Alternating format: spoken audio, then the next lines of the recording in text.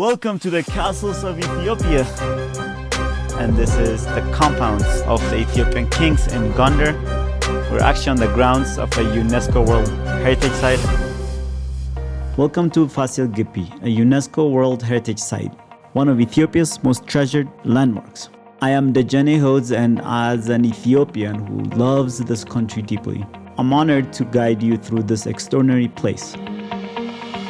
Gondar was Ethiopia's third capital, following the ancient city of Aksum, known for its towering stelas, and Lalibela, famous for its rock-hewn churches. For a period, the kings of Ethiopia moved around. In 1636, Emperor Fasilides founded Gondar as a permanent capital, ending the tradition of Ethiopia's nomadic royal courts. For over 200 years, Gondar became the heart of Ethiopia's politics, culture, and faith.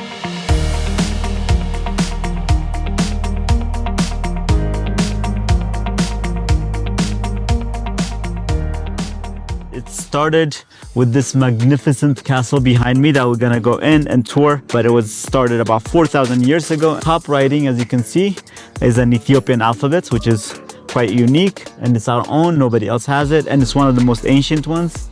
Below that is the Ethiopian numbers. So this is how we write the numbers. This castle was built around the 1667 European calendar time, 400 years ago.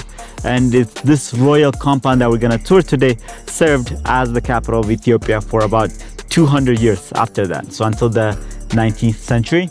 This is the main castle, the Fasilides castle. And the whole compound is called the Fasil compound, but because it was started by him. Let's go in.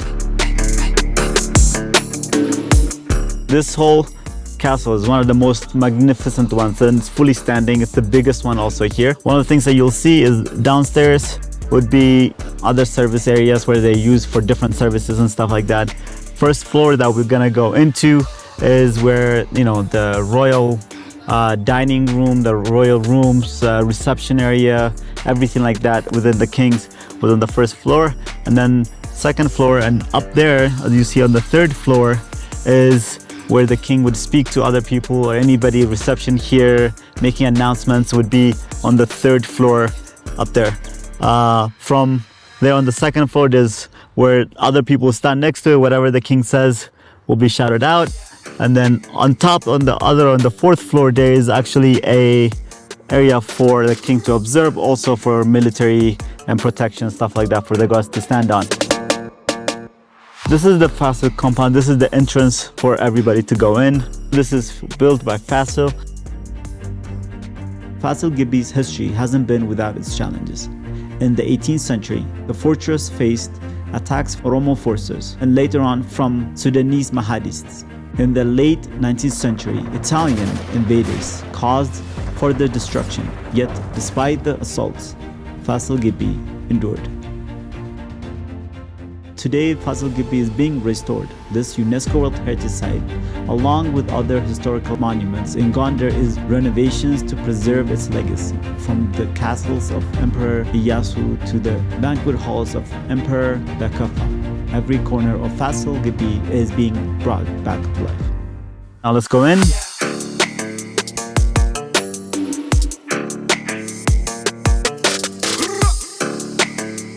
So this is one of the reception areas, and then we go over here, there's a banquet area, and then from there there's a women's banquet area. This is one of the first rooms actually to receive people, to have meetings and stuff like that.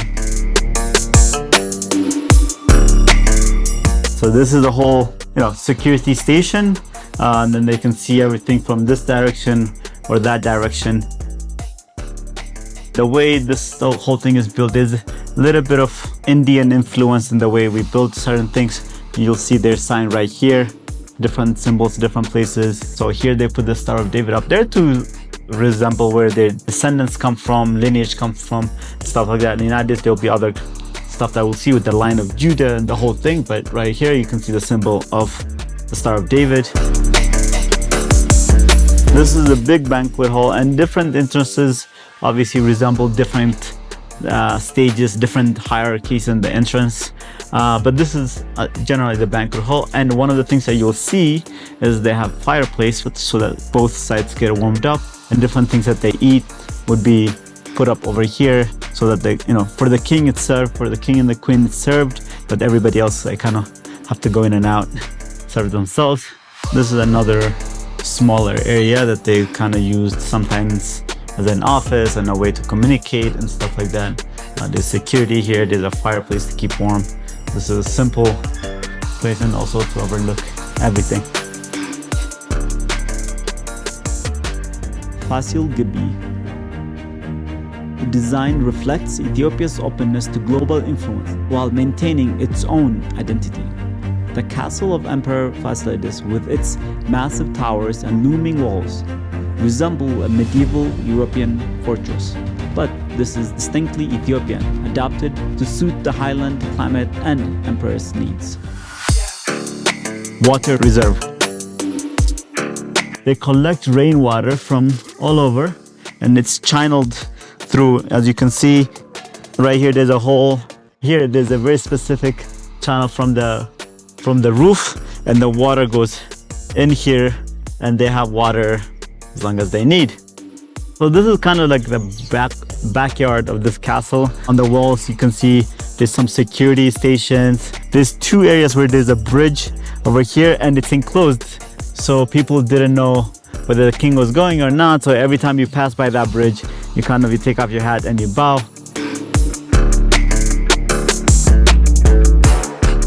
We're gonna go into the next king palace that was built. It's not as grand as the main one, but this is also one of the most beautiful ones.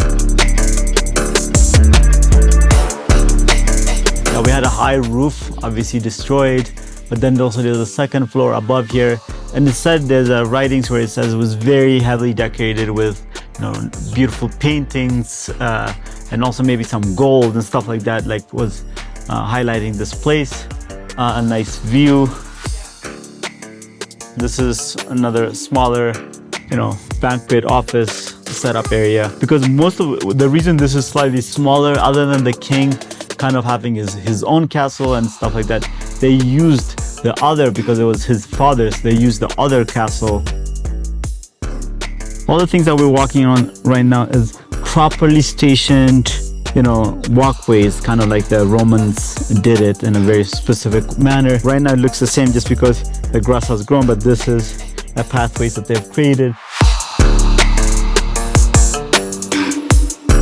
As you guys can see, this is one of the areas destroyed because as you can see, I'm surrounded by the walls. Look at how big this castle is. If you go around, there's another castle right there, there's a small thing over here, and they're all connected. There's the two castles, the main Fasilides castle, and the second one, his son, Isaias, I think that's his name.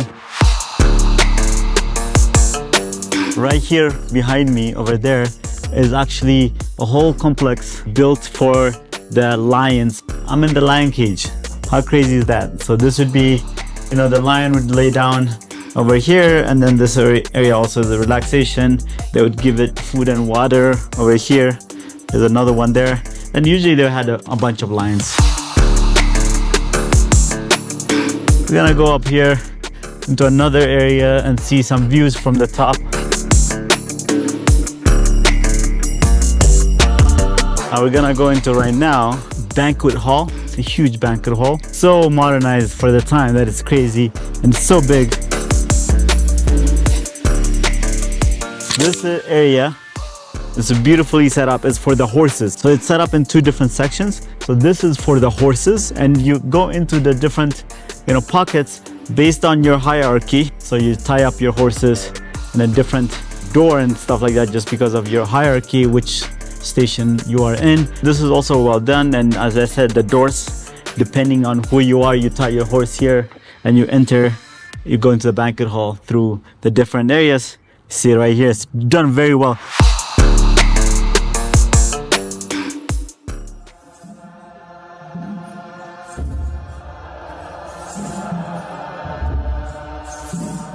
Debre Birhan Selassie Church. Debre means mountain and Birhan means light. Selassie means Trinity. It was built in 6082 during the time of Iyasu. Most of Ethiopian church, it's round shape, but we do have also rectangular church. So This Debre Birhan Selassie church is one of the rectangular churches. We'll go to inside. There are, as you see, there are two entrance gates. By the way, when you go to the church, it has got its own rule and regulation. Near to the church, we'll take off our shoes as well. There are entrances which is for male and for female, so you should respect that rule and regulation. So this is the internal part of the church. As you see, the painting it was painted by one monk. His name is Meskel. So during that 17th century, people they are not able to read Bible. In order to preach them, the monk painting biblical picture. When you see south wall, it's narrating about Jesus' life from his nativity until his ascension. And north wall, it's narrating about Saint Mary and martyrs and saints. The other thing is, every Ethiopian Orthodox church has got the holy object, the prime stick, the big drum, and also sistrum.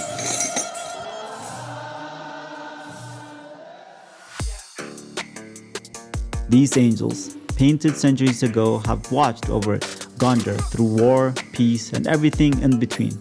The church survived attacks that destroyed many of other structures, making it one of Ethiopia's most treasured spiritual sites.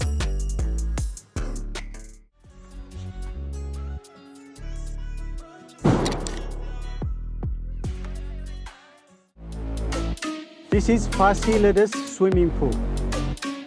Fasilides, which is he built the pool also at the same time when he built the palace. So which is 2 kilometers far from his residence. Why he tried to move here? Because of water. Outside the wall there is a river. In order to use that river, that's why he came to here and then he built the pool. This two-story pavilion, surrounded by a rectangular pool fed by the Koa River, was originally built as a royal retreat.